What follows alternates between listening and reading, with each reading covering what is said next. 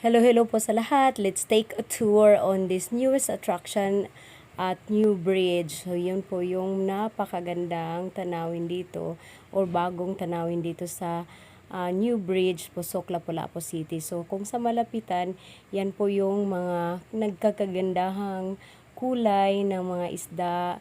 Yan po yung napakaganda. So, para kang nasa ilalim ng dagat.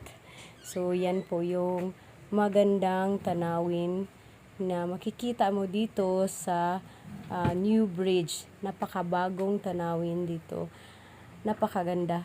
So, napaka-colorful. Ang husay ng gumawa nitong mural na to or decorations na to or attraction na to. So, hindi ko alam kung paanong tawag dito. Basta na malulula ka sa kagandahan ng mga kulay na ginamit. So, para kang nasa ilalim ng dagat. Napakaganda talaga. So, thank you for watching, guys. So, sana makapunta rin kayo dito. Kita nyo,